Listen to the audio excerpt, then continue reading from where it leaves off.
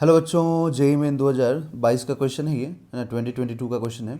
26 जुलाई shift 1 का the graph between 1/u and 1/v for a thin convex lens in order to determine its focal length is plotted as shown in the figure. The refractive index of lens is 1.5 and its both surfaces have the same radius of curvature r.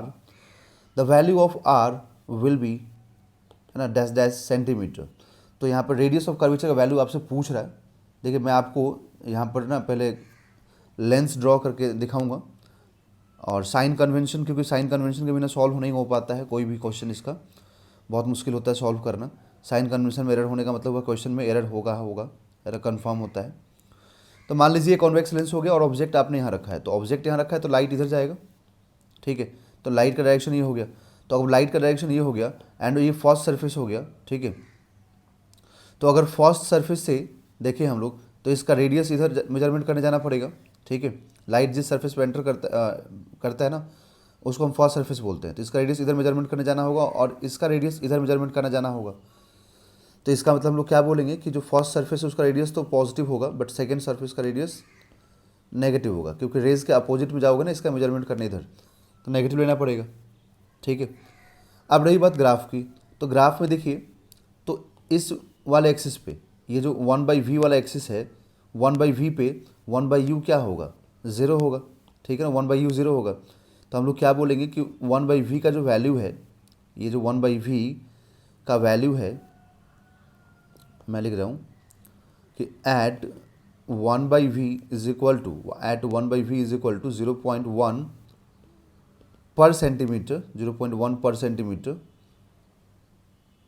1/u क्या हो जाएगा, zero. क्योंकि obvious सी बात है कि y axis पे x तो zero होगा ही होगा एंड x पे y ज़ीरो होता है, ठीक है। मतलब हम लोग को ये ज़ीरो तभी मिलेगा ना, ये पार्ट ज़ीरो तभी मिलेगा जब ये क्या हो, इन्फिनिटी हो u का वैल्यू, तो 1/∞ इक्वल टू ज़ीरो हो जाएगा, ठीक है। अब हम लोग लेंस फॉर्मूला यूज़ करें तो लेंस फॉर्मूला अगर हम यूज़ करते हैं यहाँ पर, नहीं सॉरी लेंस मेकर्स, क्योंकि हमें रेडियस ऑफ कर्वेचर चाहिए। तो radius of curvature formula use कीजिए, 1/f is equal to n2 by refractive index of medium 2 minus, है ना, refractive index of medium 2 upon refractive index of medium 1 minus 1 into 1/r1 minus 1/r2।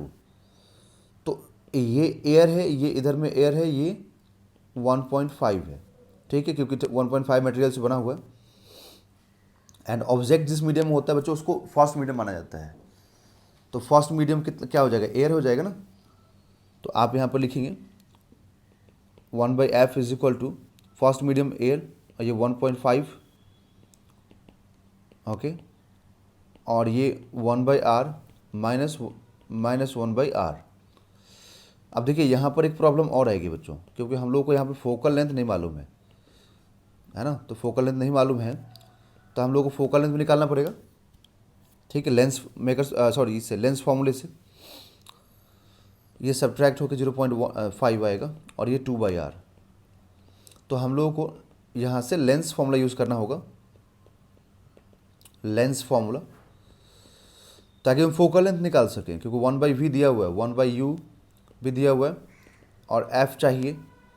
तो 1/v कितना है, 0.1 है, 1/u कितना है, 0 है, तो यहाँ से 1/f आएगा। तो 1/f क्या लिखेंगे आप, 1/f is equal to 0.1, then f is equal to कितना हो जाएगा, f is equal to 1 upon 0.1 that is 10 centimetre. तो यहाँ से फोकल लेंथ 10 सेंटीमीटर आ गया। अब अगर फोकल लेंथ 10 सेंटीमीटर आ गया, ठीक है, तो अब आप इस फोकल लेंथ को उठाइए और इस लेंस मेकर्स फॉर्मूले में डालिए।